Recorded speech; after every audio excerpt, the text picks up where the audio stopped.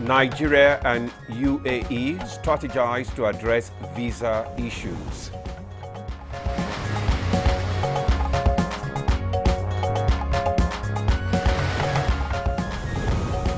Water users cautioned against non-use of life jackets and late-night sailing.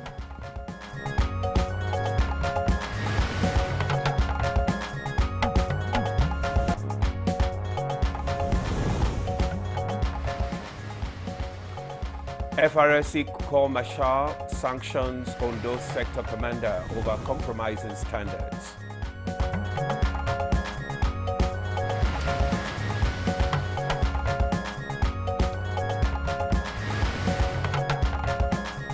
And good morning, Nigeria. Today we shall take a look at budget implementation in the country.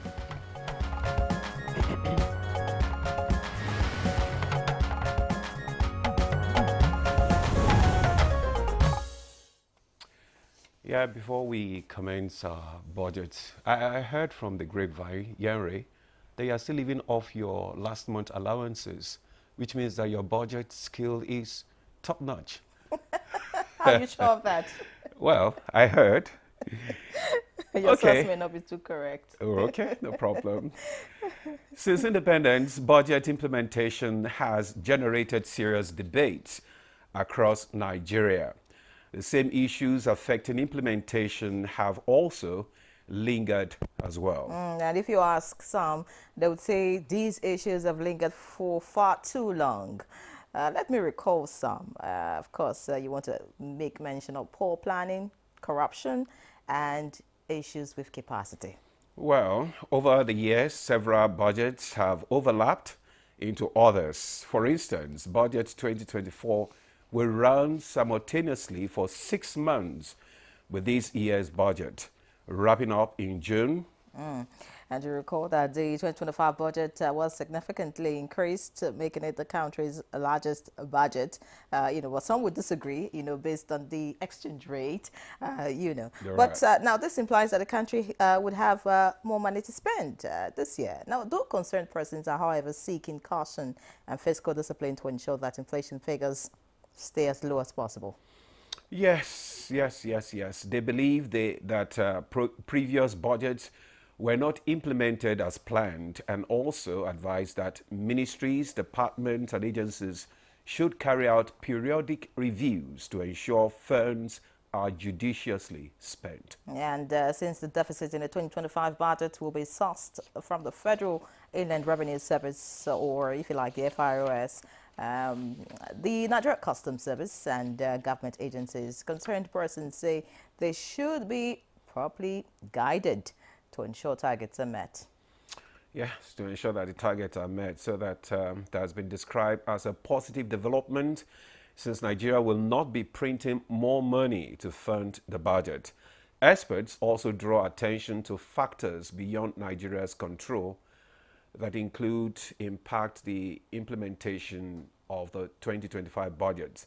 Some of these issues include the fluctuating exchange rate of the naira, the country's oil production capacity, and crude oil prices. All right. Now, the budget cycle is another issue of serious concern for many because of its impact on implementation timelines. They explain that lawmakers have had to postpone hearing on budget proposals directly impacting the next budgeting. Just like this one, February, that was when Yeah. it was signed. So let's see how it goes.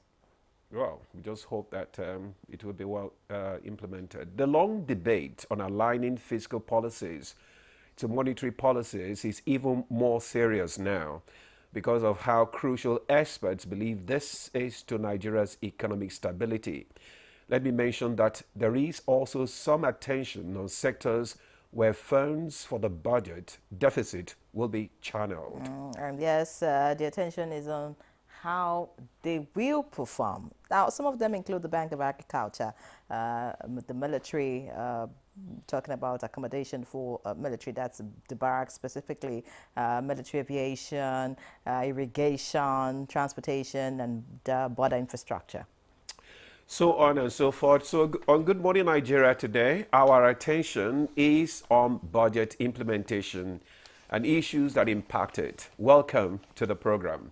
I am Ademola Adeoye. And I'm Yanwei John. I also welcome you to the program. We're live on the network service of the NTA. This is the very first edition of Good Morning Nigeria for the week. It promises to be outstanding. So we expect you to stay put because this is Africa's largest TV network. And like we always say, you can't beat the rich. Stella Nameti is nodding her head, of course. She doesn't have a choice. It's the truth. And she's ready with the morning news. Budget too well. When it comes to women, don't talk about budget. We leave off the budget of men. Yeah, Stella, have I spoken your mind? Yes. You have spoken my mind. And today we have more women in production this morning, so it's good. Okay. Okay, now the news. Welcome. Nigeria and the United Arab Emirates, UAE, are set to hold talks in the coming days to address persistent challenges Nigerians face in obtaining visas.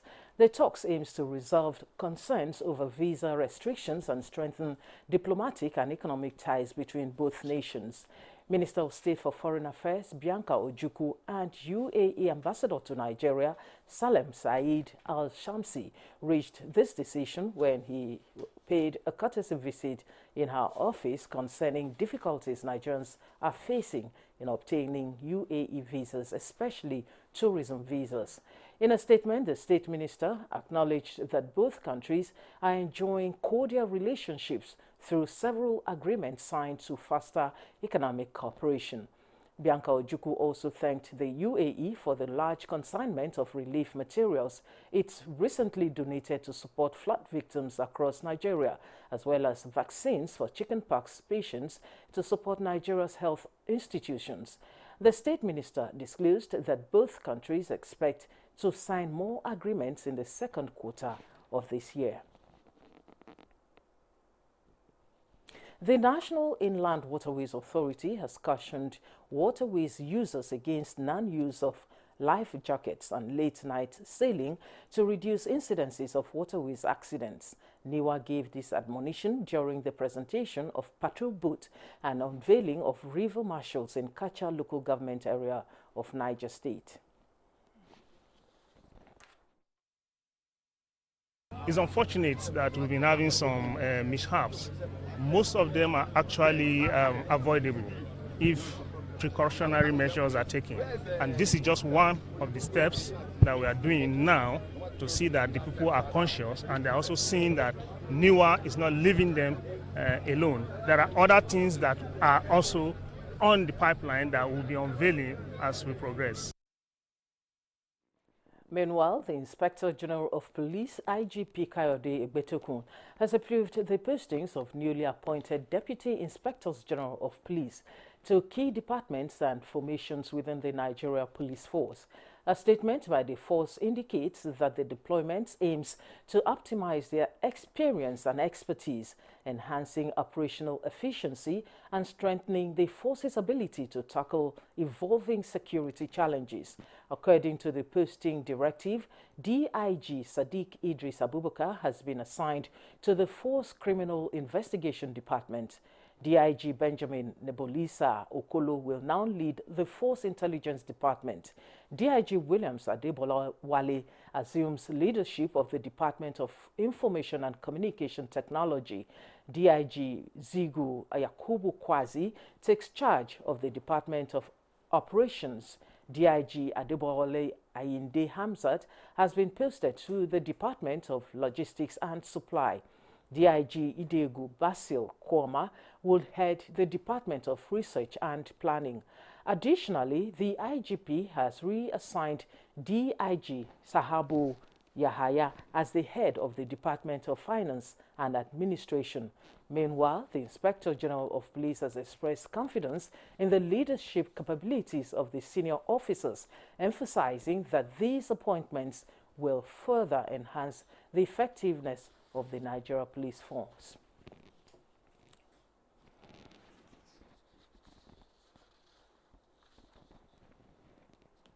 Corps Marshal, Federal Road Safety Corps, Shehu Mohammed, has ordered the immediate sanction of the Ondo State Sector Commander for compromising safety standards of the Corps' patrol vehicle. This is in reaction to the disturbing video that has gone viral regarding one of its patrol vehicles captured operating with a worn-out tire. Aside other sanctions imposed, the Corps Marshal has ordered that the vehicle be booked for infraction and the sector commander made to pay the fines for negligence. While commending the public for their watchdog role, the Corps Marshal emphasized that such very act is a complete negation of the core values as well as standard operating procedures on maximum safety standards for all operational and administrative vehicles of the Corps. And that's the news for now. Good Morning Nigeria continues with Yenri and Ademola after the break.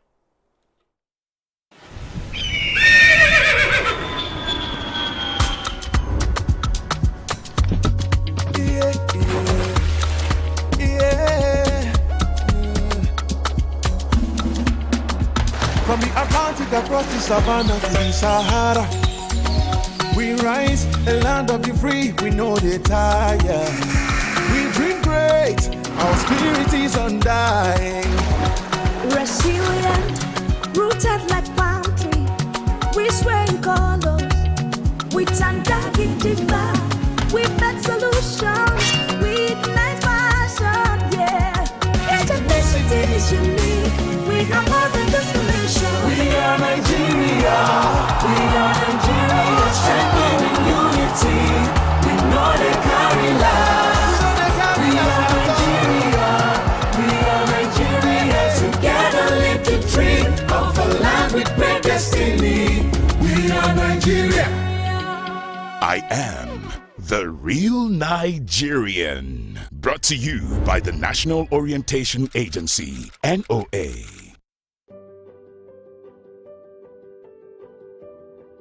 Have you heard the news? The federal government of Nigeria, through its direct benefit transfer program, has started the disbursement of 75,000 naira per household in 3 installments of 25,000, 25,000, 25,000 naira. Each recipient must have a validated national identification number, NIN, to receive the payment on behalf of their household members. To benefit, your household must be in the National Social Register of Poor and Vulnerable Households in Nigeria. The federal government's direct benefit transfer program is helping to reduce the effect of suffering while promoting financial and economic inclusion for the poor and vulnerable population in Nigeria. Sunana Safiya Ismail, ni daga Gwagwalada Area Council a karkashin Giri. Ina da yara 7 da mijina. Sana'ana sadda itace. Akwai damuwoyi da yawa, rashin kudi. Da musanta zaka ga itace zai kare, ba kudi ne zaka siya wani. An kira ni, "Ayi Safiya Ismail?" Nace yes. Come for your benefits at Angwando do Gwagwalada. Suka bani ATM din, immediately na withdraw kudi na. Amma gaskiya kudin ya zo at the right time. This message is brought to you by the Federal Ministry of Information and National Orientation, Federal Ministry of Humanitarian Affairs and Poverty Reduction, in collaboration with the National Social Investment Programs Agency, National Social Safety Nets Coordinating Office, and the National Cash Transfer Office.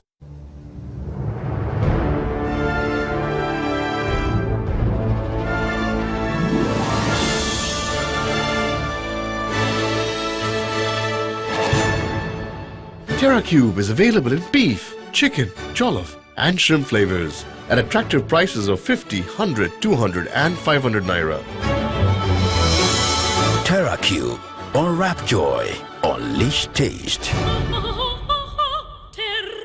What wakes you up in the morning? Is it the sunrise? Is it the alarm? No. It's your dream that wakes you every day. It's what drives you like a powerful engine. That's why you start strong every day with the rich, creamy taste of Nescafe 3-in-1, carefully crafted from selected coffee beans. You're on your hustle, and you won't stop until you succeed. Start strong, finish strong. No buy am!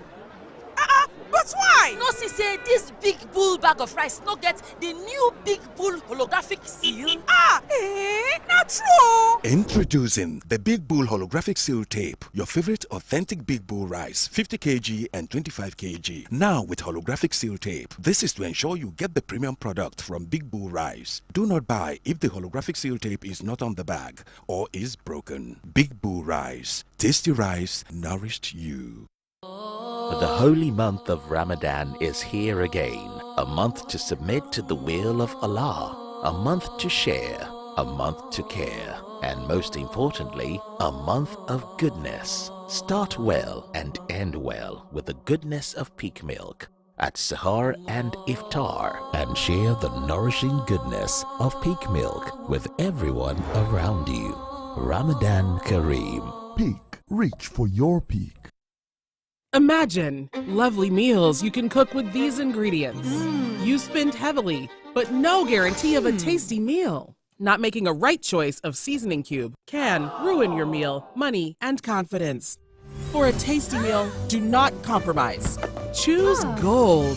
Use Terra Gold for the rich, consistent taste your loved ones crave for. Good for soups, stews, and jollof. Terra Gold. 1 cube, endless possibilities. Little body, big moves.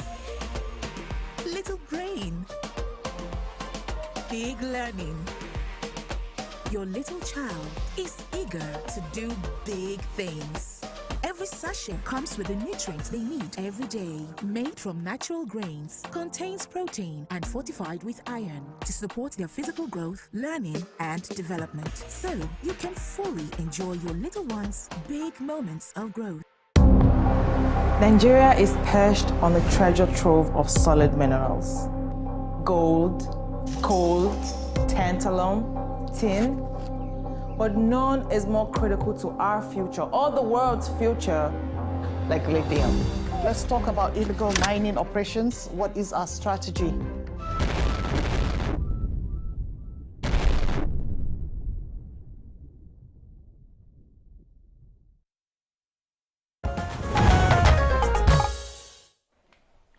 All right, up next is newspaper review.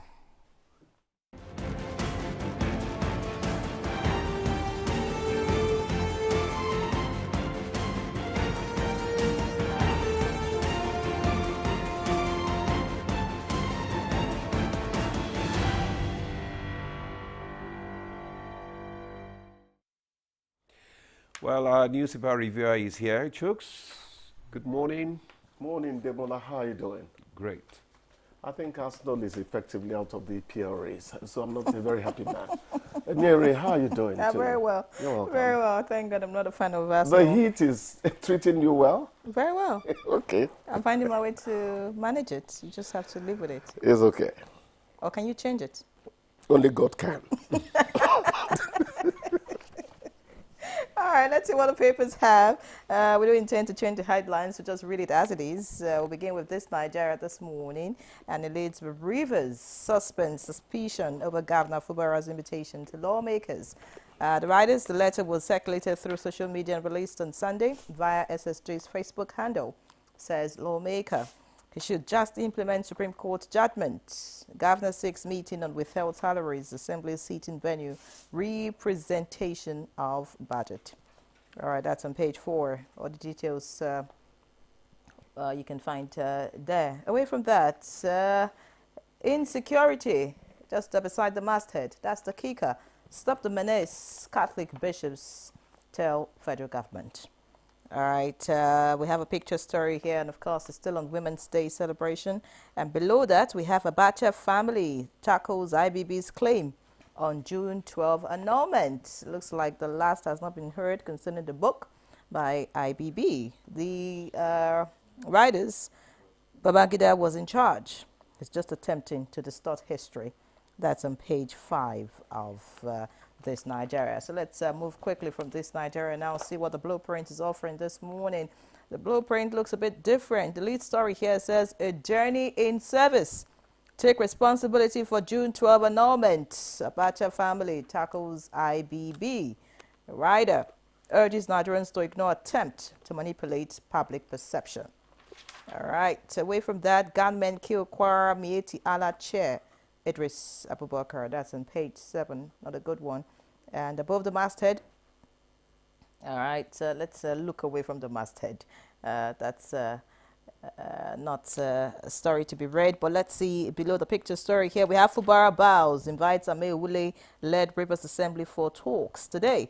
Lawmakers summon Rivers SIEC Chair, Commissioner over October 5 local government poll. Below that, 4 drag kingpins bag 95-year jail for trafficking 4.6 billion naira cocaine. Suspected headers kill 7 in Benue community, injure 11 others. And finally, in the green strip, we have troops confiscate 212,000 liter fuel after gun duel in Niger Delta. That's on page 6. That's all I have. Demola. Okay, thank you, Yere. I have the Daily Trust newspaper with me, and just below the nameplate, we have community leaders, bandits, work out peace deal in Katsina local governments. Details of that story can be found on page 3. General Siga's abduction reminder of alarming insecurity in North ACF. Details can be found on page 5. Rivers lawmaker dismisses Fubara's invitation. The details of that story can be found on page 13. 2027, Tinubu's re-election campaign kicks off in the North. El-Rufai meets Aregbesola Bakare in Lagos, Atiku in Abuja. President's son intensifies Ramadan visits. Details of that story can be found on page 4, 12, and 13. Stop tarnishing Abacha's image over June 12, family tells IBB. Details of that story can be found on page 12. How Kwara Miyetti Allah leader was killed. Details on page 33. And the black strip shows that kidnappers fed us with Gary, freed Benue varsity students. Details of that story can be found on page 3. And Chooks, as usual, the African proverb, a person who is too shy to ask questions will never learn anything. Yes. It's never a shameful thing to ask questions. Curiosity takes you a little further in life, as long as it don't become a problem to other people. Because maybe we should say we should ask the right people questions. Maybe that should be added to that, because I mean, is there a right question or a wrong question? No. I mean, asking the right people. Okay. Because that's when you get the right response. Otherwise, in Budia and Kokori during campaign for DBA and Lucky Gnedio, follow who no road, make you no go fall inside the hole. Abi? You ask the question to the wrong person. You're on your own. So she has a point there. Abacha's family is asking IBB to accept responsibility for annulment of June 12. That's my opinion too. Yes, there could be people behind you who may be too powerful to be challenged, in the sense that... But you are the leader. Yeah, you are the leader. But people behind you could just get a leader who brings them together and plan against you as the leader. And you look around and you see that putting up some kind of resistance is going to really break too many heads. Then you diplomatically... So it depends, really. It depends. But at the end of the... the leader, as a leader, you are responsible for every action and decisions that you take. Yes. Whether the people behind you are pushing you or not. I agree. The best thing you can do at that point is to resign if you feel that, well, you cannot do it again. If you resign, the same people would take over. But that removes that responsibility. Okay, the blemish. Okay, you have a point there. Yeah. I think you have a point. Let's not overflog it. I think you have said it. If you think that the situation is one that challenges your feeling of honor, chivalry in those days, long horseback showed chivalry, then you do that which is necessary. Yeah, you lose something to gain a lot later in life. Niger military, you didn't read that piece. We are ranked 31st globally, 3rd in Africa. Only Egypt and Algeria are considered to be, somewhat ahead of us. It's not in the headline. Okay, didn't see that. It's okay. I just thought we should we should recognize the fact that a lot of improvement is going into equipping our military. It is really happening. They are getting better equipment. I pray too that they are getting more morale boosting, things from behind the scenes. That's a good one. I think I like it. Rivers, Supreme Court order or judgment is being obeyed. I like that. The letter to the lawmakers, they are saying that it was put out on social media which day. That is the governor inviting them for at least he is extending the olive branch. Rivers has not yet been solved. I keep on saying that. Rivers has not yet been solved. There are times you make a decision that is political, not really one that is based on all the evidence before you. It is called social engineering, nation building. There are decisions you make that are political decisions. For instance, Tantita, managing security in the Niger Delta, some people will tell you it's a political decision so that we'll have some peace in the Niger Delta. And it's working so far. So whatever it is, let Rivers have a situation where some of the decisions are political so that the people can live together afterwards.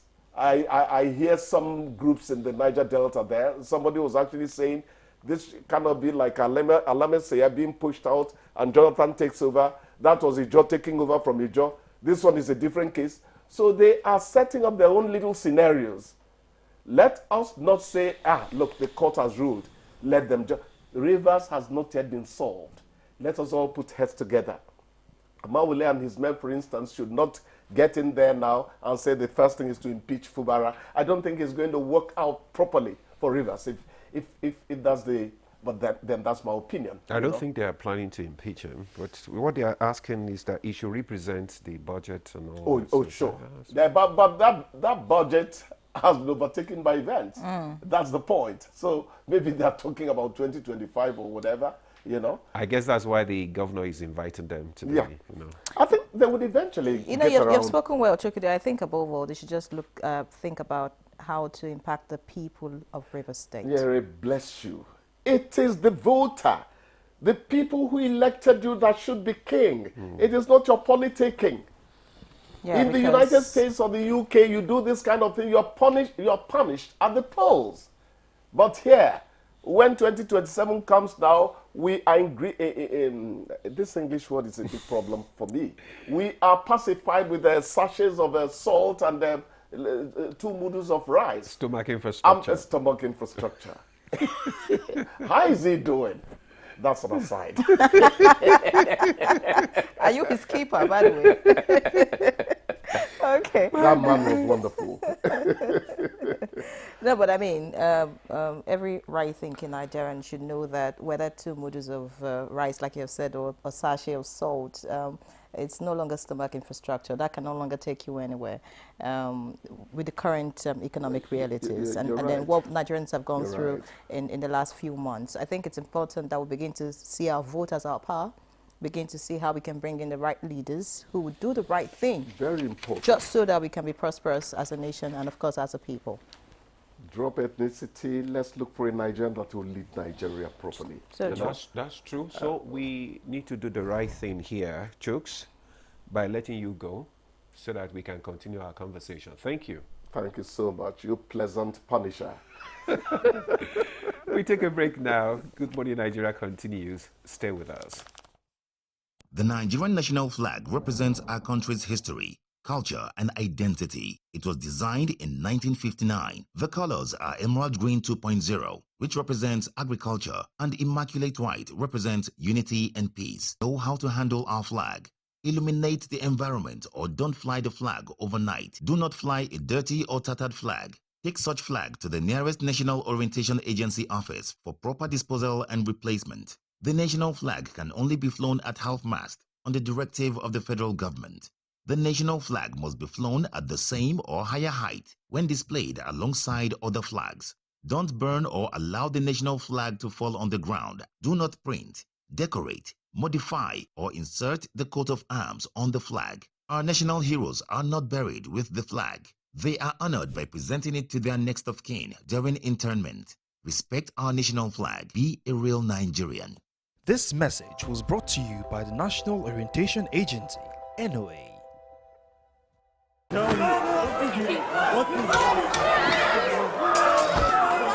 What food do you need?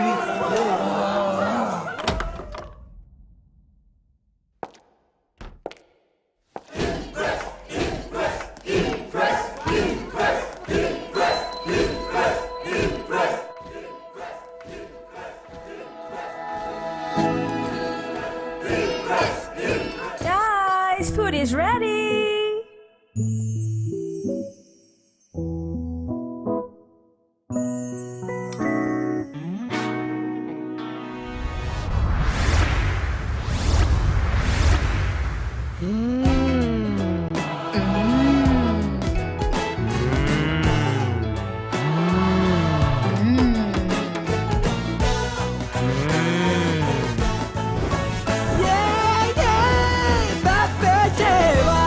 Cook to impress. At break time, when my champ needs to keep going, he's going to need his favorite snack, containing calcium, iron, and fiber. Milo Snacks, snack of future champions. Milo! In a world hungry for goodness,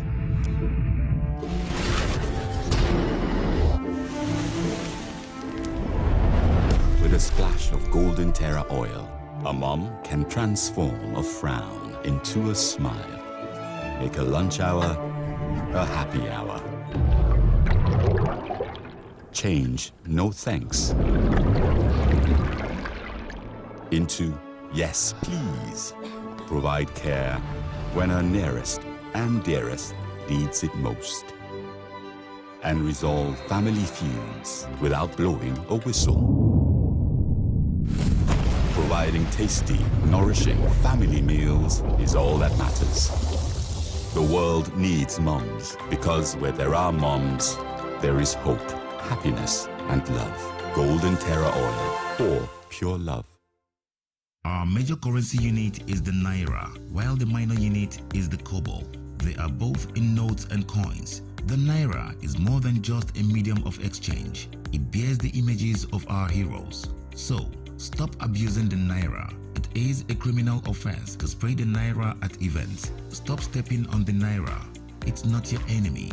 Do not squeeze, ruffle, or write on the Naira. Handling the Naira with dirty or oily hands can deface the Naira. Love the Naira as you love yourself. Be a real Nigerian. Do not abuse the Naira.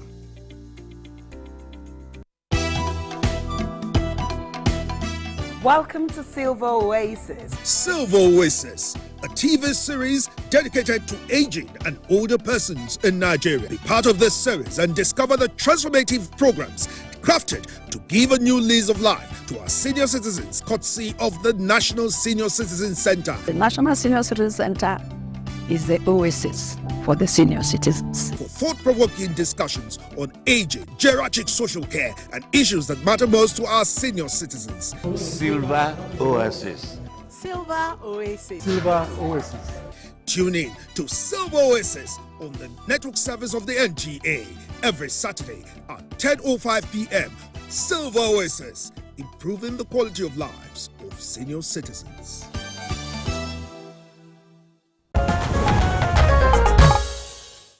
All right, this is still Good Morning Nigeria, live on the network service of the NTA. And just to take the conversation on, I would like to see a background report first. And it's put together by Timothy Yusuf.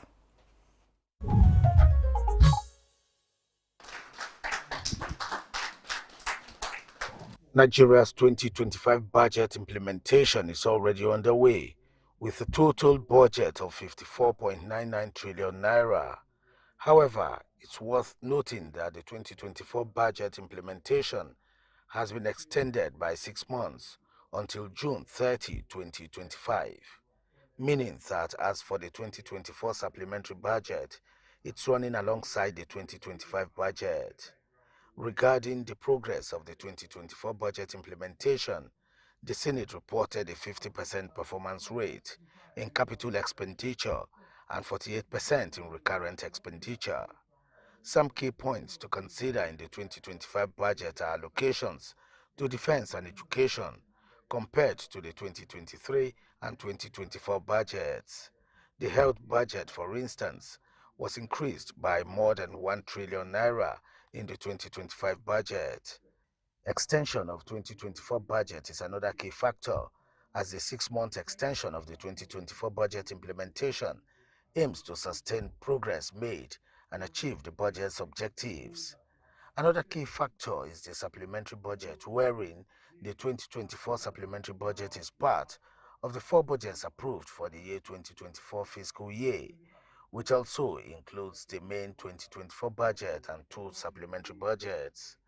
Stay with us as we get connected with our area of experts and stakeholders to x-ray the 2025 budget implementation on Good Morning Nigeria. Well, thank you very much, Timothy Yusuf, for that report. Let's now bring in our guest to speak on budget implementation. Well, let me welcome to the studio Dr. Adebowale Adedokun, Director General, Bureau of Public Procurement. Dr. Adedokun, you are welcome to Good Morning Nigeria. Good morning, viewers. Good morning, colleagues. Thank you. Good morning to you. Also joining us is Professor Paul Nnamchi, Member House Committee on Finance and Member House of Representatives representing Enugu East and East Uzo Federal Constituency from Enugu State. Professor Nnamchi, welcome to Good Morning Nigeria. Thank you. My pleasure being here. All right. Thank you so much. All right. It's also a pleasure to welcome for the conversation Mr. Vayala Kwaga, the Group Head, Research and Policy Advisory, Budget Foundation. Many thanks for joining us. Thank you for having me. Good morning, Nigerians. Good morning, colleagues. Well, let's start with the DG of Bureau of Public Enterprise, because we know that there are so many issues affecting budget implementations and so many issues when it comes to preparing the budget itself. So what are the key challenges in preparing a realistic and achievable budget, and how can be addressed? Thank you very much. Good morning once again. The question you've asked, I think the honorable member will be in the best position to respond to that. All right. But from the perspective of the executive arms of government, what we've done is that by the 3rd quarter of a preceding year, what we do is government releases the MTEV and is presented to National Assembly, but all the MDAs will be invited to appear before a committee of federal government where you make your presentation. You want to justify what you want to do in the following year. Discussions are held between the executive arm and the legislative arm to ensure that what the government wants to do are actually captured in the proposed appropriation bill that then becomes the act. So generally, from the executive perspective, a lot of behind the scene activities are done. You want to ask yourself, so in reality, procurement part of it is what I'm going to talk to you, where we ask questions. Where are you on your procurement implementation plan? You have a plan. How have you gone with it? We, from the procurement aspect of it, will ask questions. So basically, since I've assumed duty, we're beginning to raise the bar of not just planning and dumping it and just we fulfill all righteousness. No. Now you must fulfill that you are righteous. So basically now we are not interrogating timelines. We are cross-checking. If you say you are going to implement or purchase this, and you've told us you are going to do it in 6 months, you are going to do it in 3 months, we are now asking you questions. Give us evidence that that has been done. So by and large, the basic question we've asked, I think the Honourable Member would be able to shed more light in terms of the challenges in the process of appropriation, in the process of getting the budget out. All right. Thank you. Many thanks, Dr. Didoku, for your opening comments. I think Professor Namchi will respond to that, but I would like to also find out from Professor Namchi what his impression is about the 2025 budget. A lot of people think that the budget is based on ambitious macroeconomic assumptions. The budget relies on the budget is being pegged on crude oil production of 2.06 million barrels per day, which some people, if you like, some pessimists see as impossible. Exchange rate pegged at 1,500 and a projected inflation rate of 15%. Just give us your overview of this year's budget. Well, the budget dubbed by the executive as a restoration budget was brought to the House, I think, on the 4th of December or something like that. However, I'm not holding brief for the executive. I'm talking from the angle of the legislature. There are several ways you could. There are several. Most of the implementation you also need that you need the institutional framework for budget to be implemented.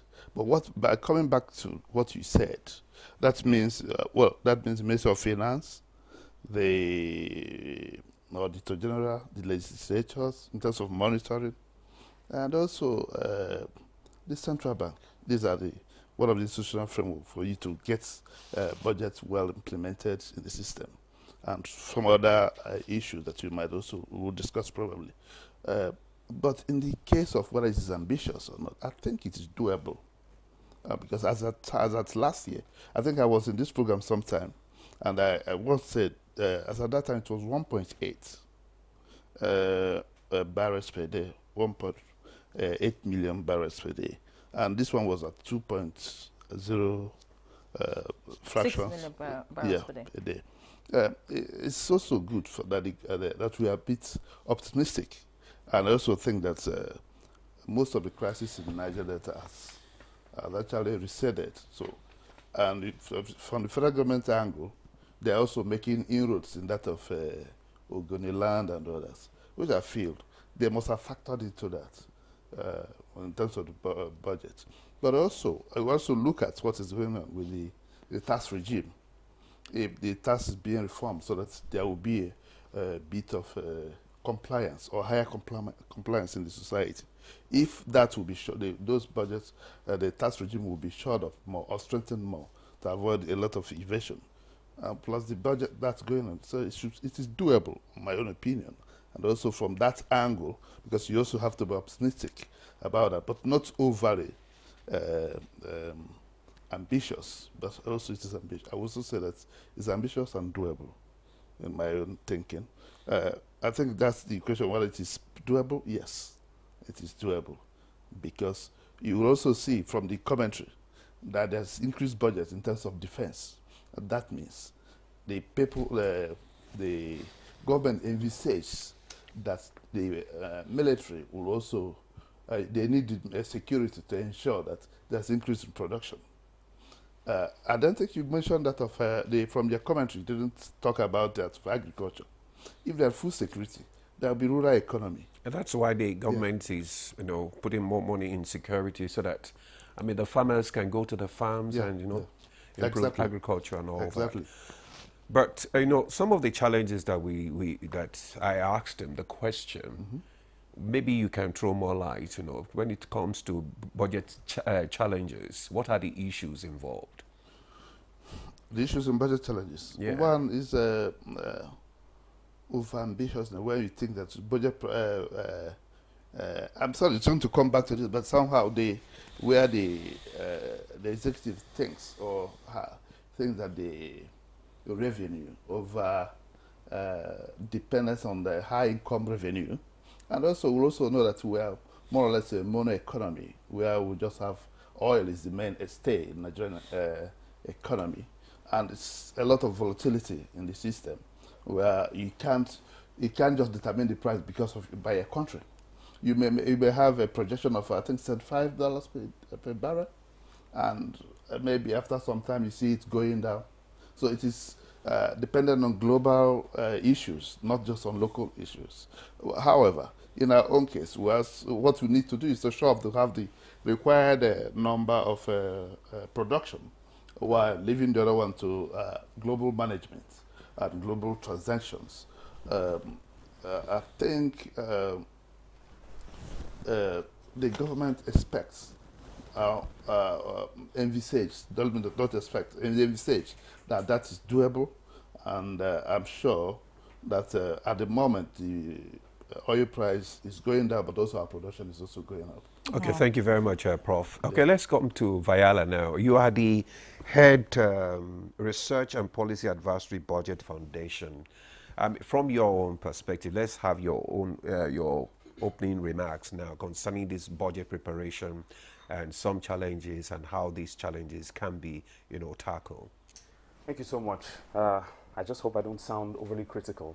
I think one of the key challenges that civil society and analysts have observed is the lack of a budget law. So why a budget law is important is because it serves as a guide. Legislation essentially serves to order human behavior. Without laws, human societies would be arbitrary. But laws bring a semblance of sustainability, of order, of cohesion. So you have situations where budgets are brought to the National Assembly late, and the National Assembly is forced to scurry around and review and run through the process. And that's partly because there is no law mandating the executive to submit the budget at a particular time. There is no regulation that prescribes behavior that runs contrary to an orderly system. So you have budgets brought relatively late, giving the National Assembly very little time to properly oversight that budget. A second challenge I think that is really interesting and has come up within the recent years is the publication of implementation reports. Now, without this data, without this information, it would be next to impossible for civil society, for the academics, for the think tanks to properly assess where the government is. I'm just hearing, the report by your correspondent as to how far the capital budget has been implemented. And such information isn't available, where it's supposed to be. Fiscal Responsibility Act in Section 30 mandates the publication of budget implementation reports quarterly, and then a half-year report after 6 months. Unfortunately, there are no penalties, for breach of that provision. So even if, it's not within the power of the Budget Office to determine, this information is not there. So what we have as of today, the last time I checked, I stand to be corrected, is the half-year 2024 budget implementation reports. So we are, 8 months, without information on how well the budget has been implemented. That's the second challenge. The third challenge, I think, and one which is, very, very intractable for some reason, is the issue of monitoring and evaluation. So for you to know that you've spent your money well, you need data on how well the monies have been spent. You need to assess how much value for money has been attained, by your spending process. I'm afraid that far too often this monitoring and evaluation is done in like an ad hoc manner, despite the fact that the Buhari administration proposed and actually came up with a very, very workable monitoring and evaluation policy, that was approved by the Federal Executive Council. It doesn't have legislative backing. So the government is basically free, to go about it the way it knows how. And that way may not provide enough information on value for money, on hitting targets. How do you know if maternal mortality has dropped? How do you know if the number of out-of-school children has reduced? How do you know if energy provision has increased, the incidence of persons with electricity available in their homes from the grid, questions like that. And without that M&E policy, mandatorily applied to the actions of government, it's very difficult for you to know if your budget is achieving its purposes. Lastly, before I round up, the issue of audits, I think that is one that is another intractable issue. Unfortunately, the system we operate doesn't allow for value for money audits and performance audits. What you get is a check, and a check is not very rigorous in terms of assuring that money proposed and money release has been spent. So, these are just a few of the problems. No, yeah, many thanks, Mr. Kwaga. These challenges you've mentioned have been with us, over the years. It's not just with this 2025 budget, But you see, to set the tone for this conversation, specifically on the 2025 budget, I'd like to hear your view, what you think about the budget itself.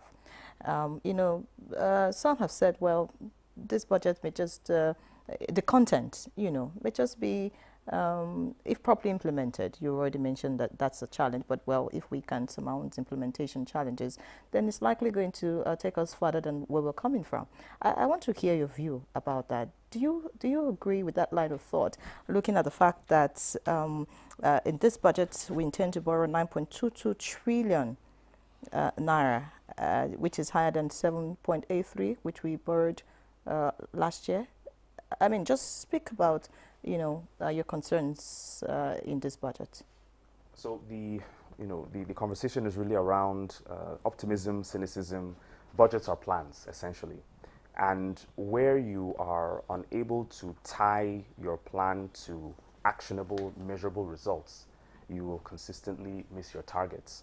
And it's less about how much or how well you spend money, and rather how impactful has the budget been on the lives of Nigerians. Before I go into addressing the 2025 budget, I'd like to preface my comments by saying there needs to be far better coordination between the federal government and the states. Yes, the president gets a lot of flack, people make fun of him on social media, but that same energy should be kept for the state governors, because we operate a federal system. And the Constitution stipulates very clearly the responsibilities of each level of government. There are things, there are public works projects, agriculture projects, education projects that local government should be handling. And, I hear people, in casual conversations say, oh, the president should have done. And I'm like, okay, that's not the president's job. That isn't even a governor's job. So there needs to be better coordination through there's a mechanism the government has, it's called the Joint Planning Board. Now, the Joint Planning Board used to meet, I think, every year under the Buhari administration. I'm not sure whether they've met under this new administration. But that essentially was a stock-taking exercise where all tiers of government, or at least the state governors and the federal government, would meet to discuss and plan and ensure that where the federal government is going, the states can cover the field that has been left behind. And that brings about coordination and cohesion and ensures that resources are spent well. So looking at the 2025 budget, it's ambitious, but I think that's what Nigeria needs.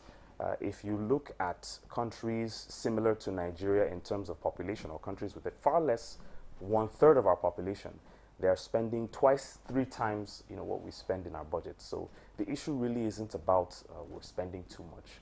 The problem has always been spending well and coordinating your spending. I think Kenya's budget, 2024 budget, was around $50 billion, if I'm not mistaken. And Nigeria's 2024 budget was not, I don't think it was shy of 30 billion thereabouts, if I'm not mistaken. So there really needs to be more spending, actually. Even the usual suspects of high recurrent expenditure, we actually do need more teachers, we do need more doctors, we do need more policemen, and that would increase the recurrent wage bill. But again, those monies need to be channeled to the brick and mortar people who eke out the government's policies, the doctors, teachers, and policemen. For capital expenditure, I think this budget is also very ambitious. again, we do need to spend more in terms of infrastructure. Because why the economy isn't as productive as it should, barring soft infrastructure like access to justice, the road networks, the rail lines, energy provision, waste management and disposal, these are things that would overnight ensure that business is more productive, because when you're spending less on energy, when you're spending less on logistics, when you're spending less on waste management, when you can convey your goods from one point to another as cheap as possible, you have more income to, to furnish your business, to hire more employees and to expand. So yes, the budget is interesting. The parameters are kind of more interesting. I think we'll comment on that later. But I think in terms of raw numbers, the budget is where we should be. We should even do much more. But our spending needs to be far more efficient, far more effective, and far more transparent. Okay. Our spending needs to be more transparent, more efficiency. Thank you very much for that. Dr. Adedokun, earlier on you talked about this issue of, timelines and, monitoring and evaluation, which is very important, just like he also echoed in his submission there. So how, should budget timelines remain static, and how important are these timelines in the implementation of budget? Thank you very much. So the idea of having a budget has been said, and the parameters set as we've all heard, is the issue of compliance, and that's where procurement plays a critical role. Over the years, we've not seen so much in terms of compliance, and so for us at the Bureau of Public Procurement, we realized that the law has provided for everything he has said: the monitoring, the audits, ensuring that value for money is achieved. The key component that has not been utilized is compliance. So what have we done? We have now decided to set out times telling every government agency, you have to start your process and you must show us at what stage you are. You must give monthly reports. Monthly reports will be submitted to the various organs for FEC. For the executive and Federal Executive Council will be getting reports from us as the Bureau of Public Procurement. Every minister must submit. In addition, for the first time, we're even saying that all process of award must start and end by the end of May 2025. What does that say? That says that now government is serious about implementation. That means you as a government agency, you have the responsibility to make sure you determine when you advertise, how you evaluate, when the contractor will go to site, when the contractor is going to complete it. And then the second half of the year, we're now saying that we're going to the field. The field means every minister, every chief executive has the responsibility to then show in practical terms the implementation of their budgets. So it's no longer business as usual. Right? Maybe before, we don't know. Now, you know that the watchdog is coming after you to ensure that what you said you will do. In addition, we're now going to make sure that we provide timely information to the civil society, to professional bodies, to every sector of the government to know what has been awarded, when it was awarded, what amount was awarded, location of the project, and we are now going further to use civil society. We are partnering with the civil society, which I've started doing in the last couple of months, to show them what they need to know. We're talking to professional bodies to say this is what it is, and we need you. Right now, the challenge has been that there's not been strong synergy between the executive arm or those of us involved and those who are outside there, the professional bodies, the civil society. So there's now a closer relationship whereby we can't be everywhere, but these people are out there. So they can tell us this rail line you are building. You say you're going to build 5 kilometers of the rail line. BPP will give them the data, the information. They can verify. We're spending lots of resources in trying to see that that happens. So the the other component of what is happening this year is what we call community-based procurement. Okay. Now, that's very interesting. We have 774 local governments. We have thousands of wards. What the president under this regime has done is that, you see, we are trying to now say, let's take development to these wards. We want to empower them by saying, within this area, you can have resources and develop. You said you want a good primary health care center. You want this. We're now going to remove some conditions that inhibit development in those areas. So we're now saying that, let us see, amount of money has been given to you for agric, for this, for this. We want the local businessmen in that particular area to have that particular amount of money to do that job. So it's going to, you can imagine the chief of that environment seeing 10 million naira given to his ward and having the right person to handle that particular job. He will make sure that that primary health care is well built, because if otherwise the whole community will get at him.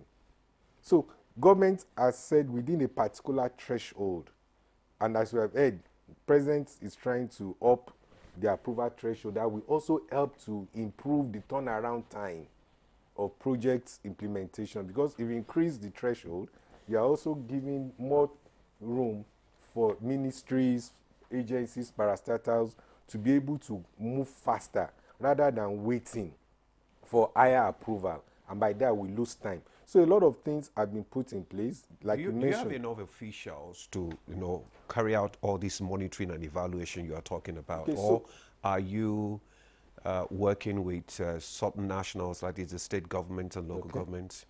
All right. So again, we can't continue to do the same thing the same way and expect a different results. What we're saying is that we need all critical stakeholders to achieve this.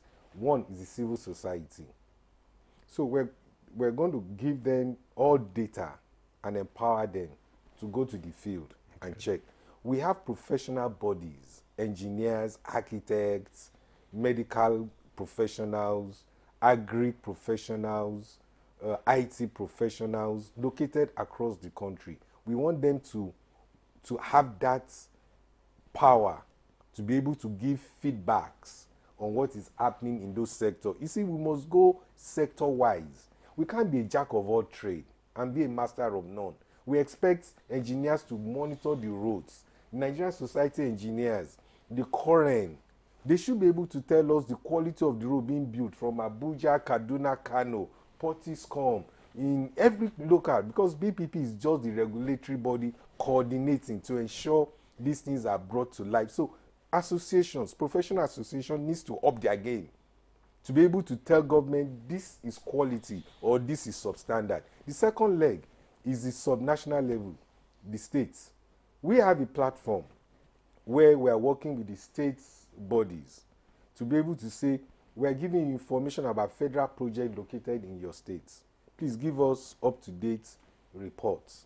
At the local level, we also have ALGON. I want to let you know today that we've met with ALGON, the 774 local government, the coordinating, the chairman and others, to say for the first time, we're churning out a process, a collaboration, to say in your local government, this job will be done, this project will be done. Can you, as the chairman of that local government, we want to work with you to give us timely reports of what government, federal. I know the interesting thing is this. Federal government, once it's done well at federal government, it has a way of rippling into the states and the local government down to the world. So we are the big brothers. So we are now pushing. We are pushing. So I call ourselves the enabler. We are the facilitator of the transformation of what the Renewed Hope agenda is bringing to place. The other part I need to mention, where he said the sanctions. You see, no matter how beautiful all these things we have said are, and we don't institute a kind of sanction mechanism or debarment mechanism, people will always get away with what they did last year, thinking it's business as usual. No. Right now, we form a very strong anti-corruption relationship with ICPC, EFCC particularly, and Code of Conduct to say, look, there are audit reports.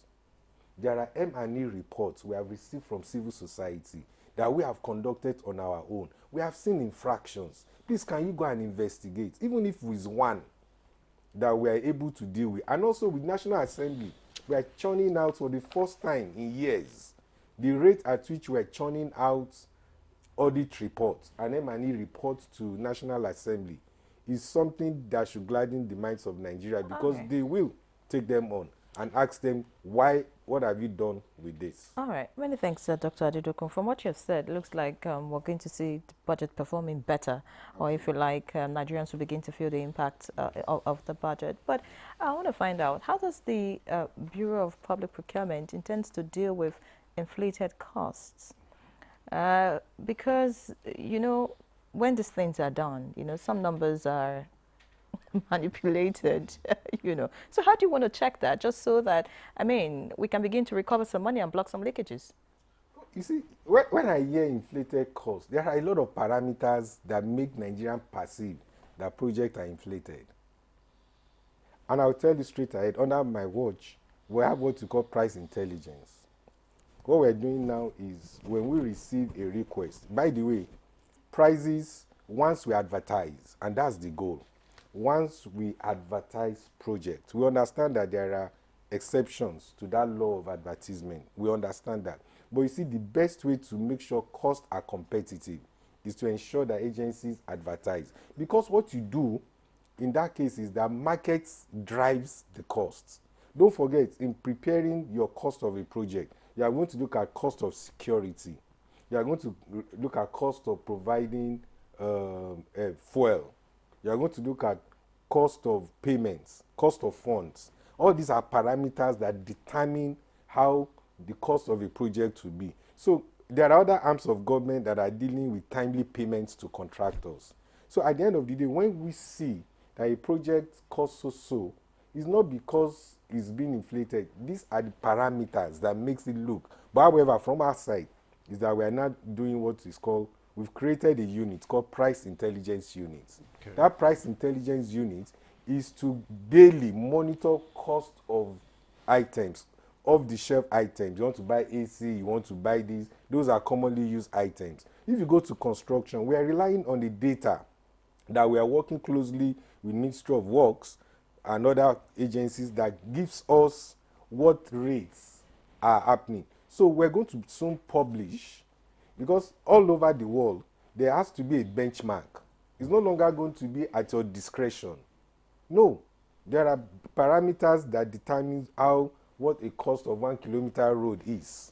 And I can tell you, those perceptions we've been able to significantly, in the last 3 months, look at projects that come to us and benchmark. I can tell you confidently, we are seriously benchmarking. And we have reported how we have reduced projects that seemingly should have been this. Based on benchmarking, we have brought it to what is fair globally, taking into consideration that projects are determined by provision of security, provision of power, and other parameters. When we are able to sufficiently guarantee that a contractor gets a contract today, is assured that he's going to get payment as at when due, it will reduce his cost of project. If he's guaranteed security along the path of which he is working, he's going to reduce his cost of project. If he knows there's sufficient power, he doesn't have to buy this all the time, his cost of project. So this current government has now brought innovations in terms of use of other alternative sources of power. So with all this ingrained, we are beginning to see downward in terms of cost of project. I can tell you that we are beginning to see a downward. It's gradual, but I think with time, the cost of projects of doing business in Nigeria will also be... Can you be specific? Can you give us specific numbers of the ones that have gone down? Well, you see, there are a number of projects, again, that I won't be able to mention off it, but I've seen under my watch how we have benchmarked, and the government is happy. Nigerians are happy that the BPP is watching and is scrutinizing those costs. And those agencies know that you can't just bring any price about a project, somebody is watching and will give Nigerians the actual cost of that project. Prof, yeah, I mean, in the law, just like he said, and that there is we don't have the proper, legislation concerning budget monitoring and implementation. Are there provisions in the, in our law concerning budget, monitoring and evaluation, and ensure accountability in budget implementation? Yeah, I think from their own acts, it is meant to reduce bottlenecks. Because this is also another elephant in the house. The bottleneck from various agencies or coordinations, but also the transparency. I think most of the things he's talking about is making procurement transparent. That's most of the things he's talking. But this is not part of this. Not the only problem in the budget. As for the accountability and of implementation, I would say that the PAC, the Public Account Committee, which usually headed by the National Assembly people, I would say I think from last year, I know within this week there was it's as a report of recovering $34 million owed by the oil companies. There was also ones that had, you see, the areas where people would do their transactions, maybe paid through remitter and others, and it doesn't get to where they get it. National Assembly have been able to get a large chunk of money from those banks. So the National Assembly is also looking at the certain procurement process. However, there's also procurement committee in the National Assembly, apart from that of Public Account Committee. You also have to see that the Accountant General or the Auditor General sends annual reports to the PAC committee. Mm-hmm. And what they do is that they evaluate from the report they have gotten whether the company is qualified, for how long has it been registered, what are their profile, and also the implementation. Where has the money gone? What is the process of transfer? These are also checks and balances that will come later. There is a lot of infractions that they send, and it's a transaction from everywhere, including monitoring the Accountant General. So these things happen, and the PAC sits on daily basis from Monday to Friday, as against every other committee. But this one sits, and it must be from the opposition. The head must be from the opposition, not the ruling party. So just to exact a means of check. Then, upon this, the National Assembly also sends their own monitoring and implementation to various ministries. They might not go often, but they also do this on a regular basis, sometimes uninformed. But you also have a situation where there is quarterly evaluation of what has been done. And before you present your budget, the National Assembly will ask you to present your monitoring implementation for the last year. However, you also do need... That's supposed to be part of your oversight functions. Yes. So that you suppose it. Take for instance, somebody will order for computer today, this last year, and next year he order for the same computer, or order for furniture. Next year he orders for furniture. You ask him, is the furniture, is anybody employed to bring the furniture at the end of the year? You understand? These are some of the things you see in the budget. Or you have somebody that maybe you have 20 employees, and they are buying 100 computers. Who is using the rest? And next year you see the same person apply for the same thing. So these are areas that you could see. However, maybe there is also a snag in reporting or trying to make the public aware of this, because these are most of the things that the public need to be more aware of how this is done, what has been done, and others. Like this one, the ones I just mentioned that was recovered last week. I don't think the public are aware of it. I'm aware because I know the system. I also am a member of PAC, but I also want to draw our attention to the issue in terms of our budgeting. Most of the problem we have also is the high debt burden in the system. If the debt burden is so high, it will be difficult to have a lot of money for the economic development and also for social welfare of the people. Nigeria at a point, the debt burden has actually increased so much. This also tells much on the impact of the budget. When most of the things, I think this year is about 15 point something trillion, as against 11 last year or something like that. These are also greater impact. You see that it's also taking a high chunk of the a higher part of the budget into servicing debt and others. So I also think that part that would also be the borrowing to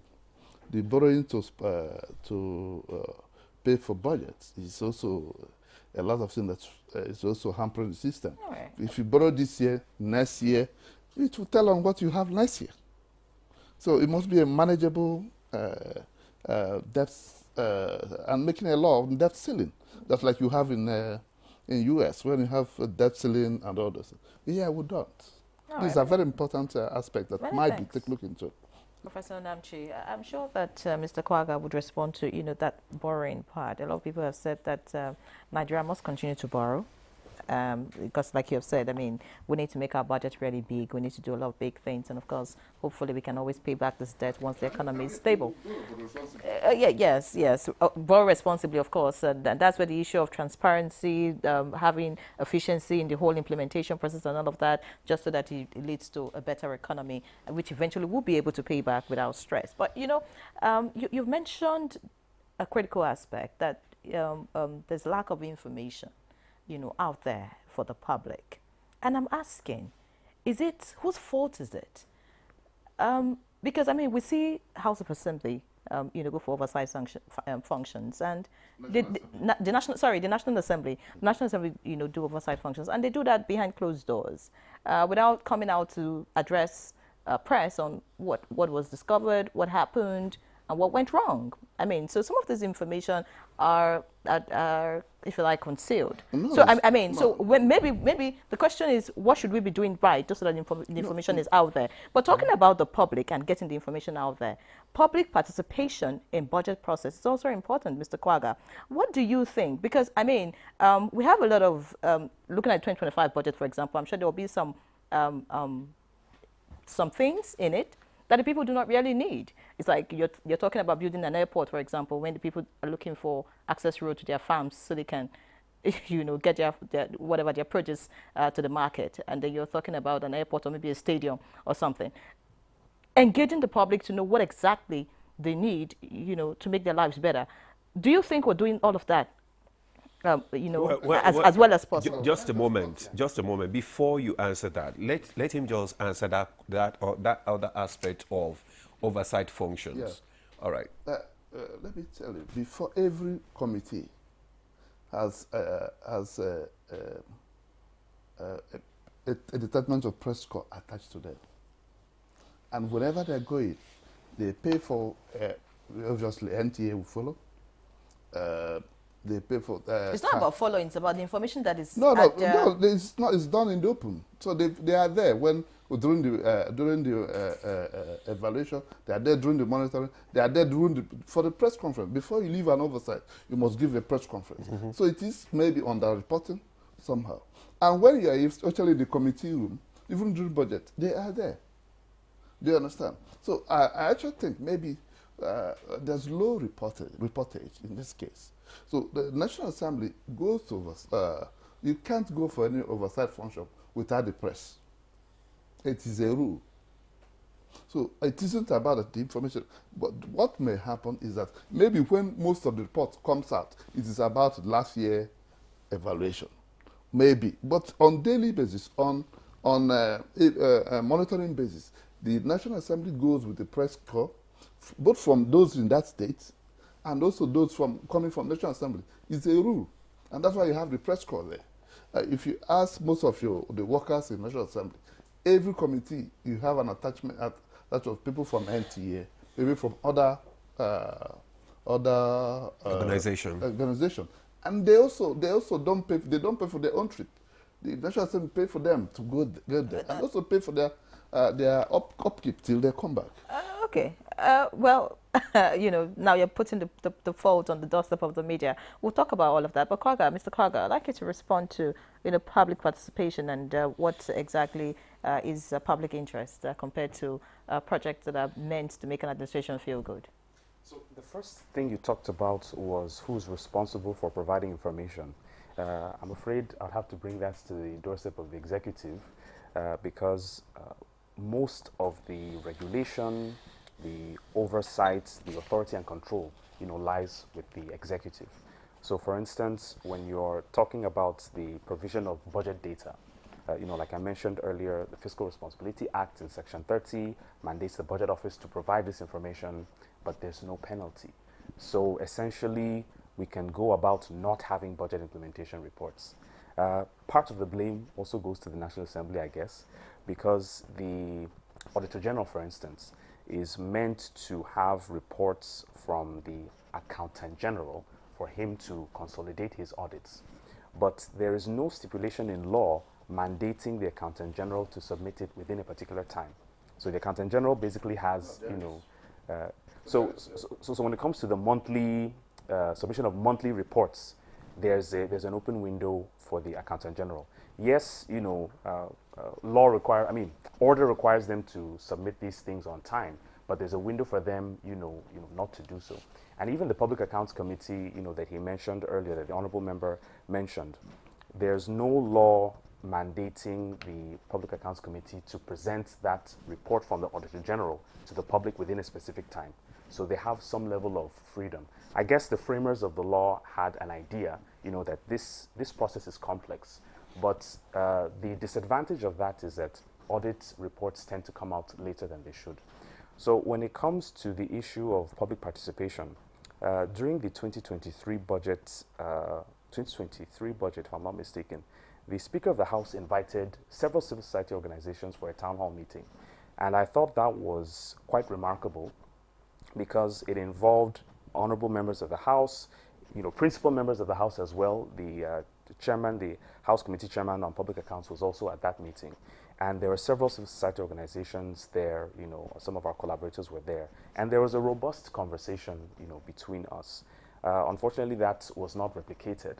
So, we are beginning to get a bit worried that the public isn't carried along as they should be.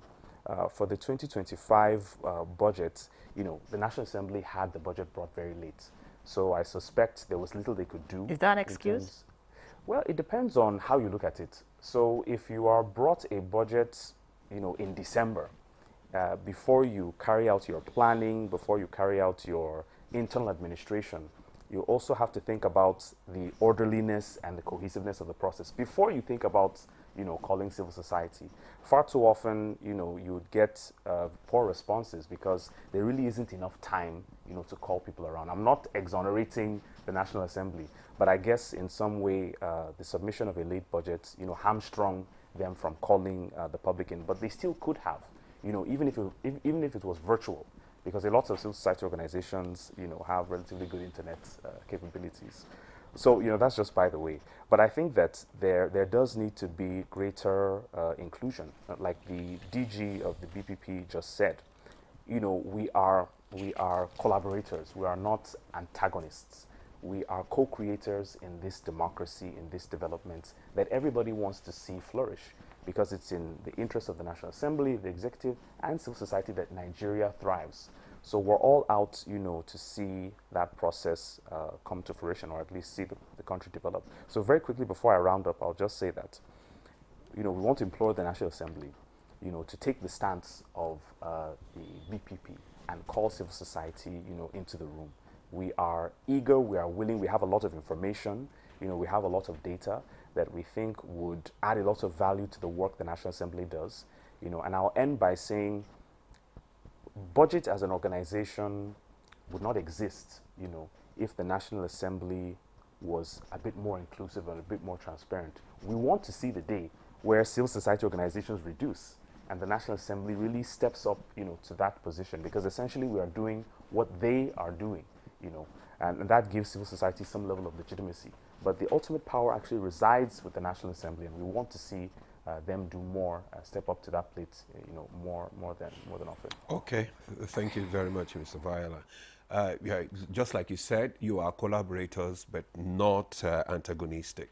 All right, that's good. But I want you to respond to some of the things that he said concerning, carrying along the public, in these budget formulation and implementation. How most of the budget activities are actually done in public first.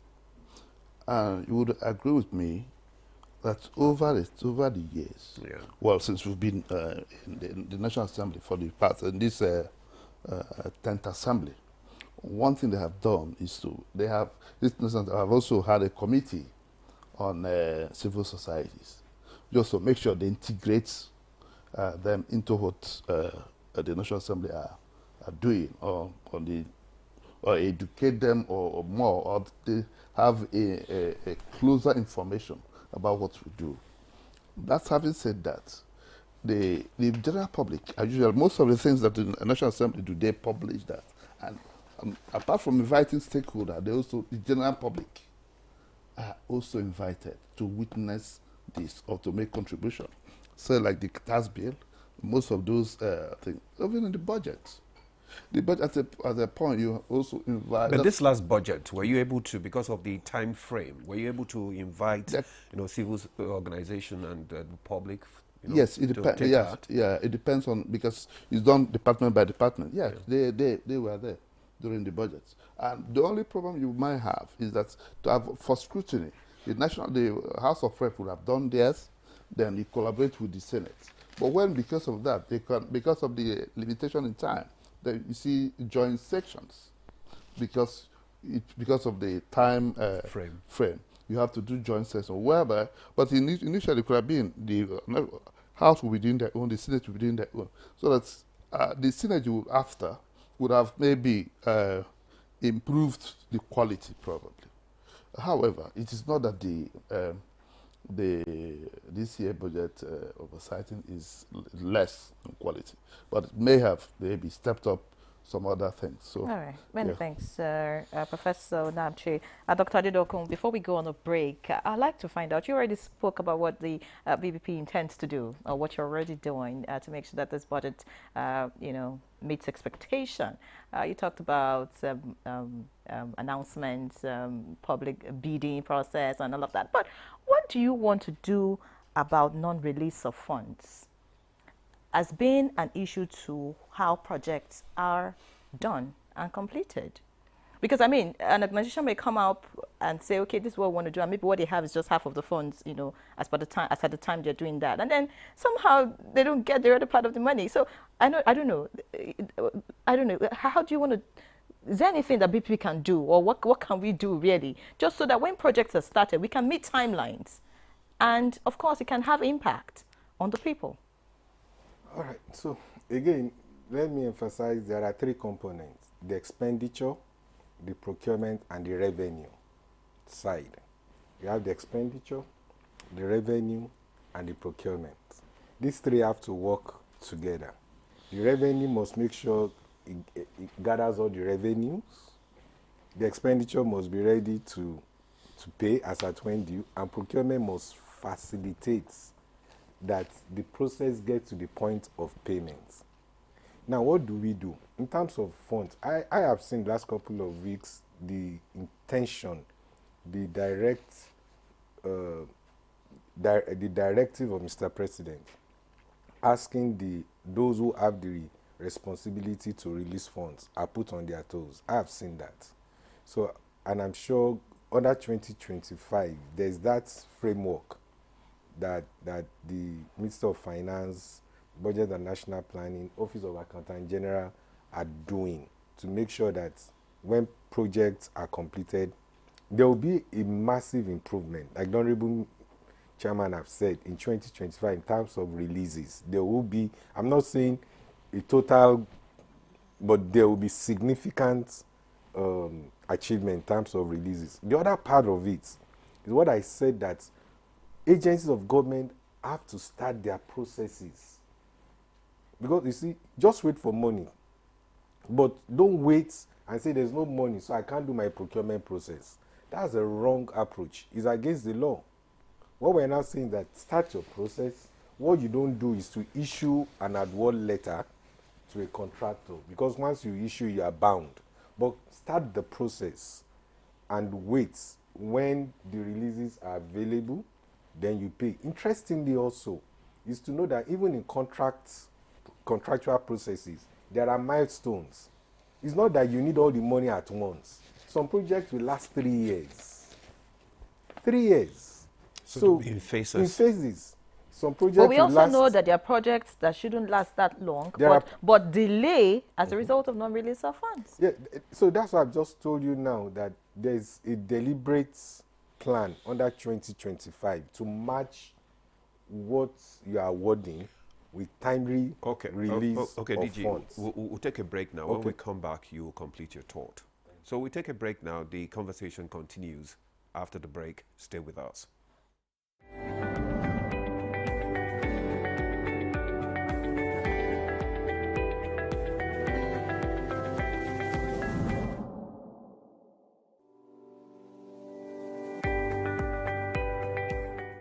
When we think about the digital economy, you can see it as the marketplace for digital goods and services.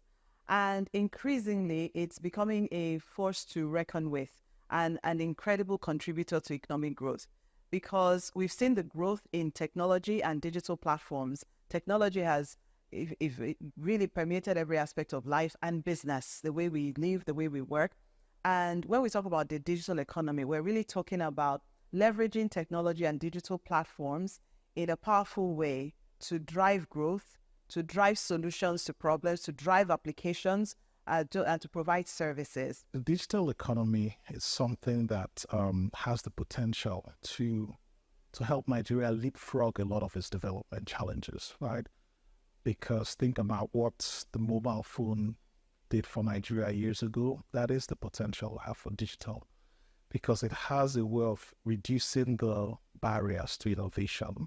It has a way of being able to transform service delivery, whether it's government's delivery of services or whether it's services in the health system, where people can use digital to actually be able to see their patients better. But it takes a lot to realize that potential of digital. The first thing is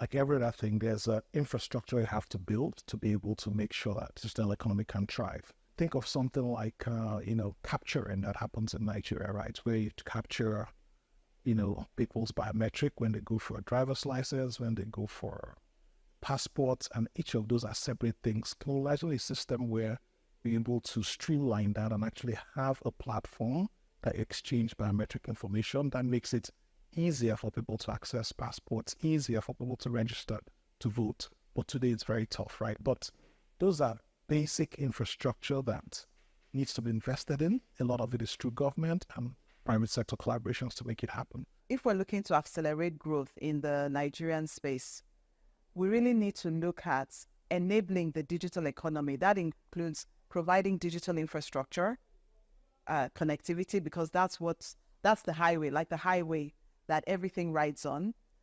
We need to think about digital capacity building in terms of the suppliers to the economy and also the consumers within the economy. So a robust digital literacy initiative. The good thing about technology is that, one, it helps you to transcend boundaries.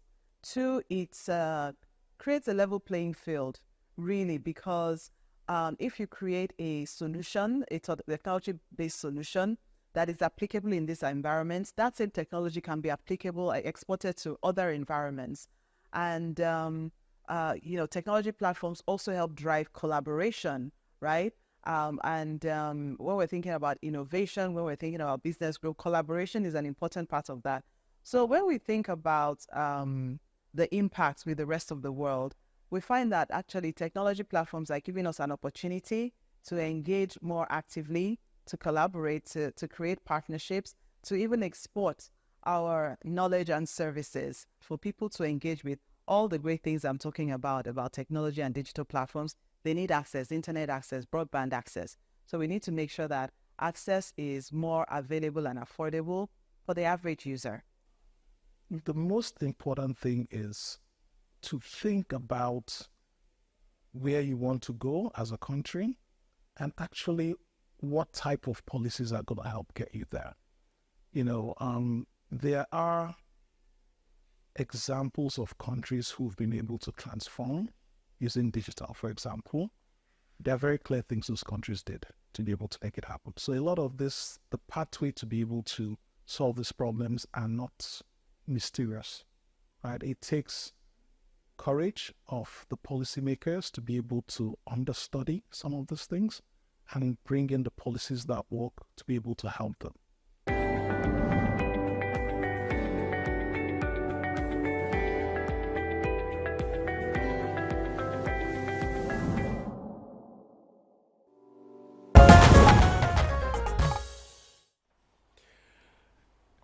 Thanks for staying with us. You're still on to Good Morning Nigeria on the network service of the NTA. And our conversation is still on budget implementation and the issues surrounding it. We have our guest still in the studio. And before we went on break, Dr.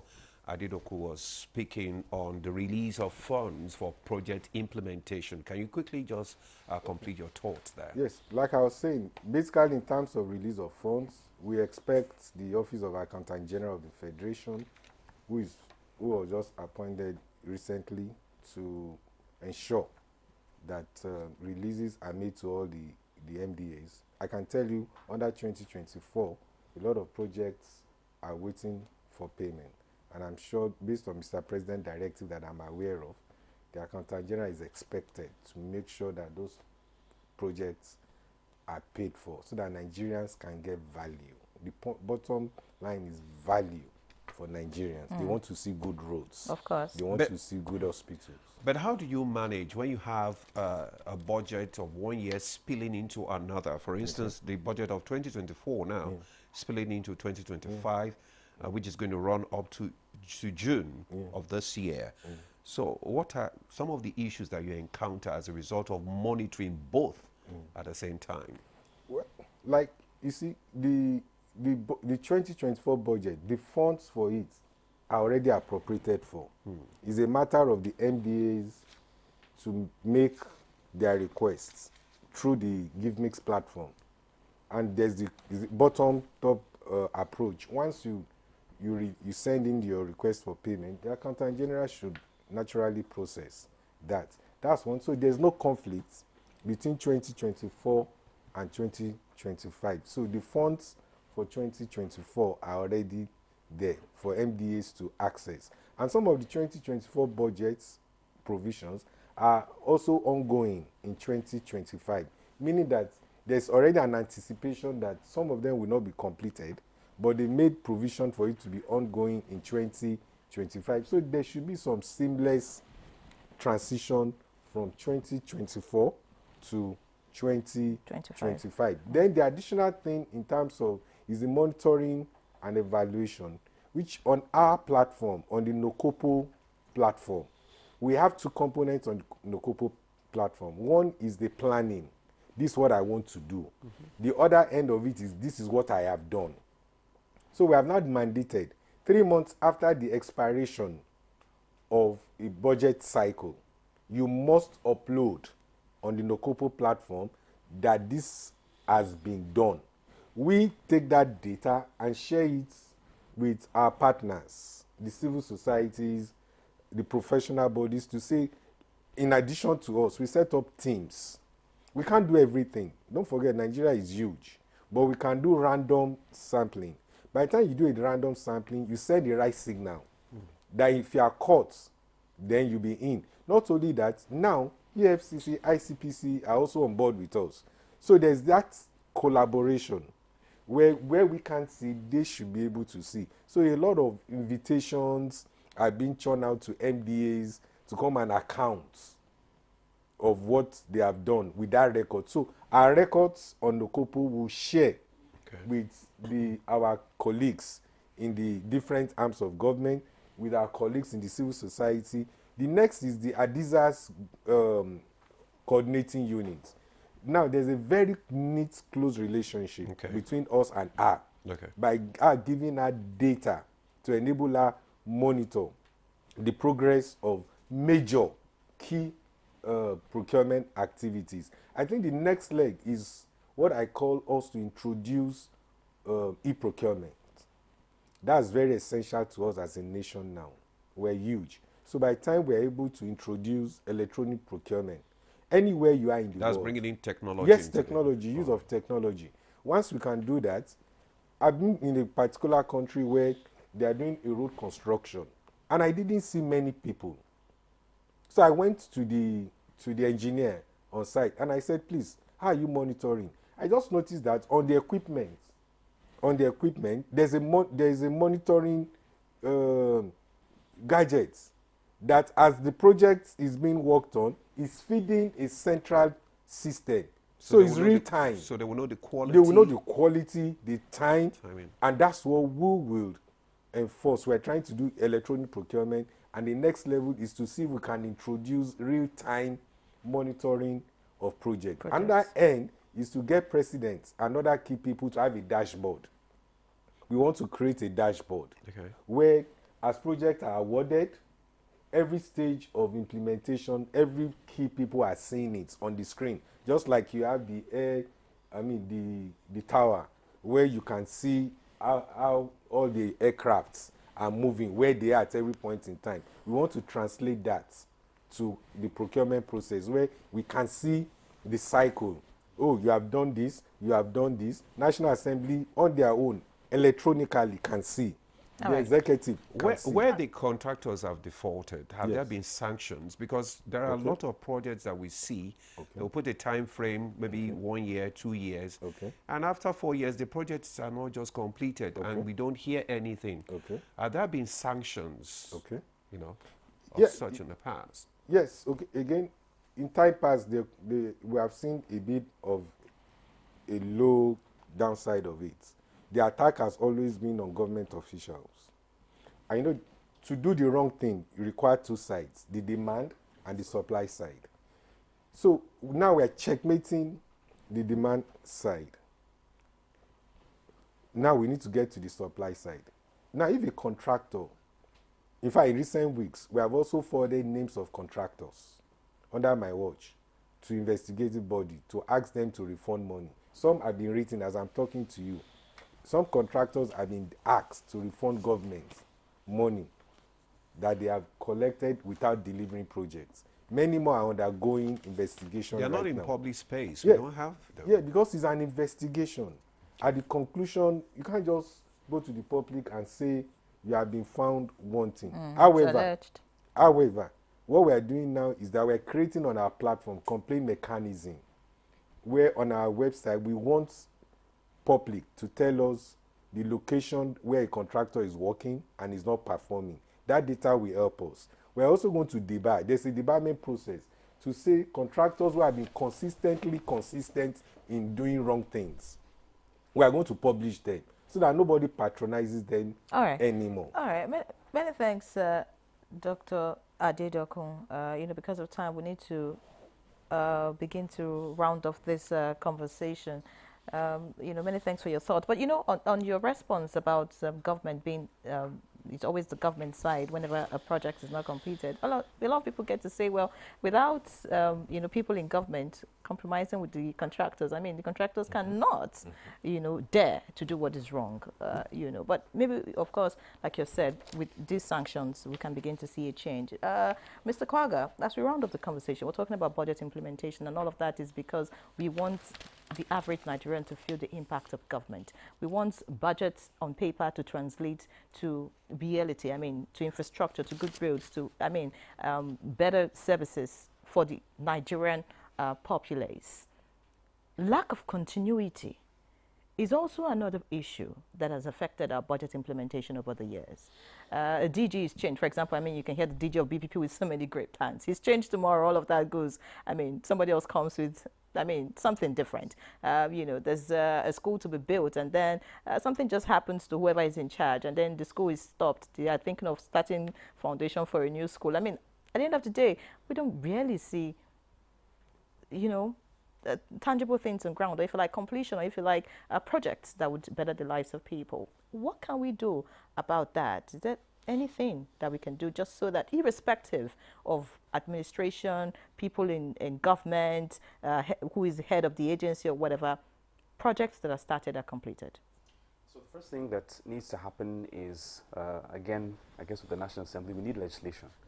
Legislation that ties budgets to medium to long-term plans. There has to be some law that structures how budgets are passed to those national development plans.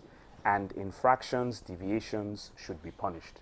If we do not have those laws in place, you know, administrations will come and go and rightfully decide to change their minds because there's no law preventing them from doing so.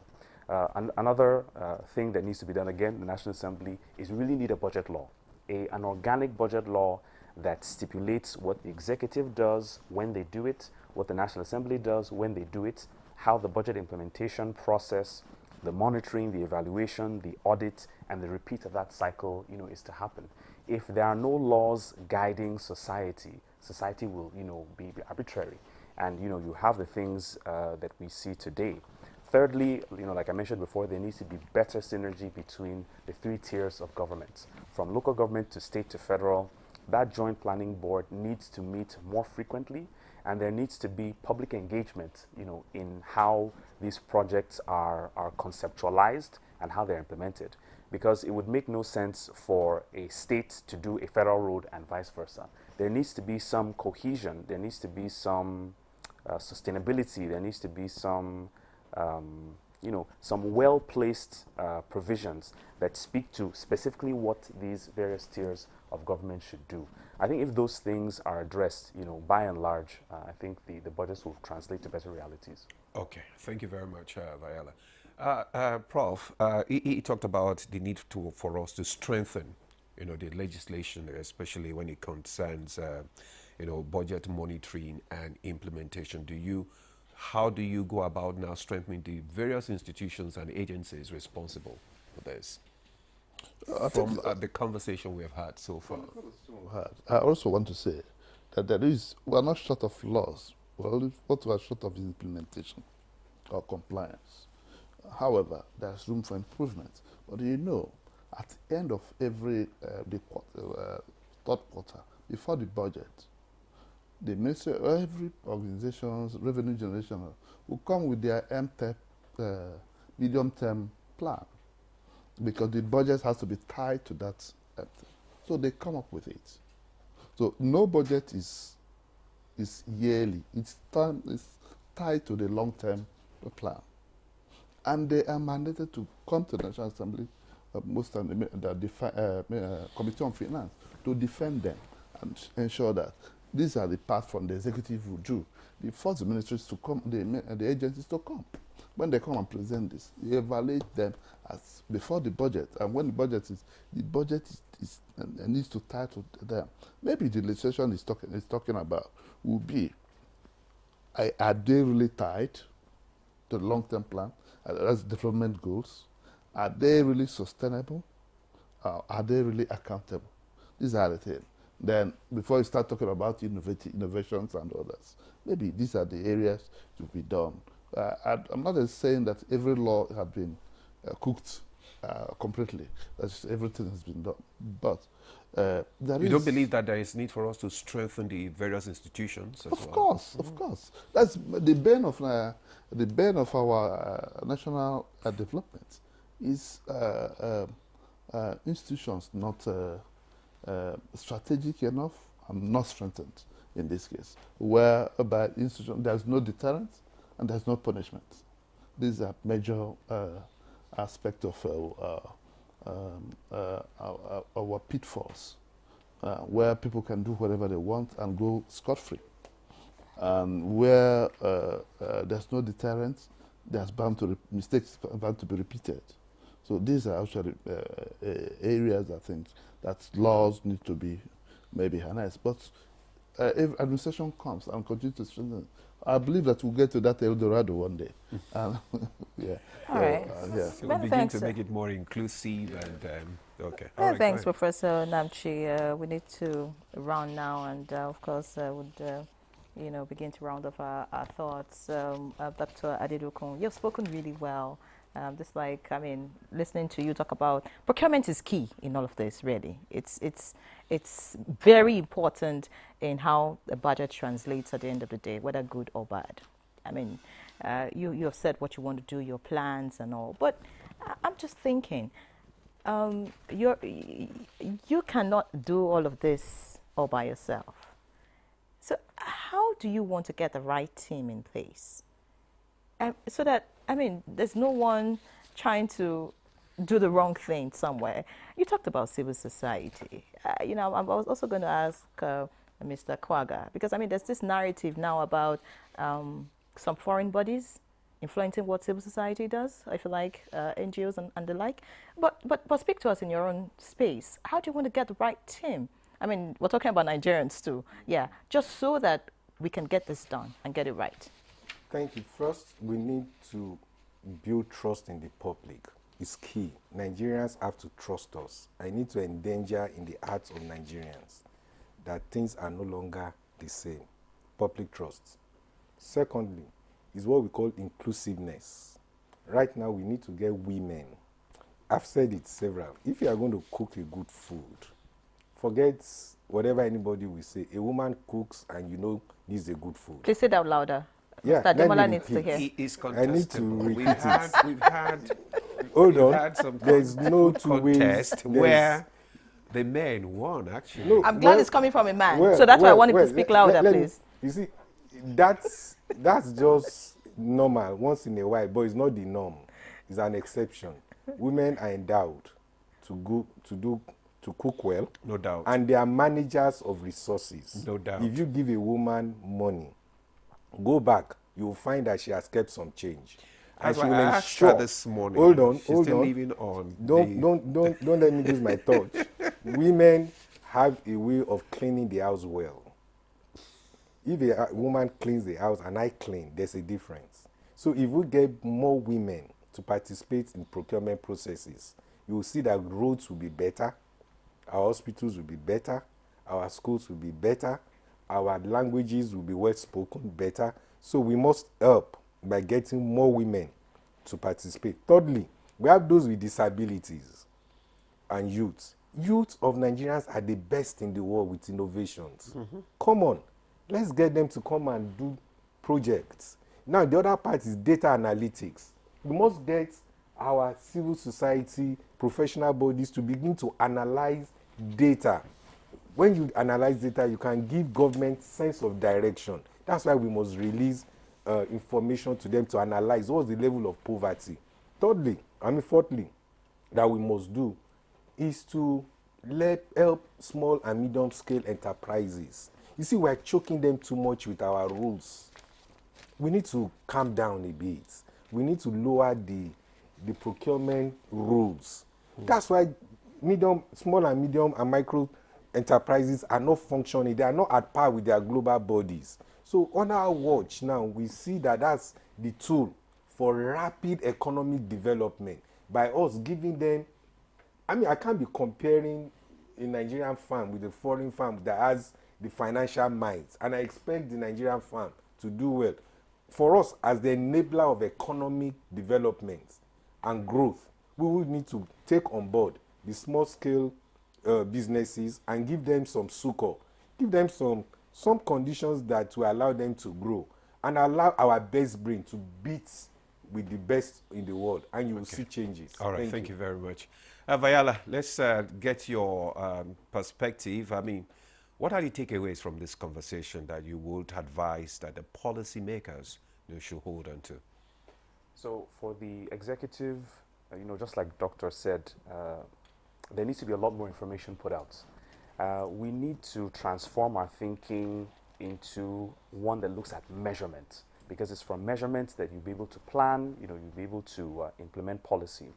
So the executive really does need to, step up to that plate in terms of providing that information and ensuring that it influences the process of policy formulation. For the legislature, governance is impossible without the legislature and their input. because not everything can be statistically analyzed. There needs to be morals, values, ethics, knowledge from politicians who have that experience and that institutional memory to decide on behalf of their constituents. Okay, thank you very much, Vayala Kwaga. Because of time, we need to round up the conversation. But I'd like, in 30 seconds, Professor Namchi, your final words to round up the conversation.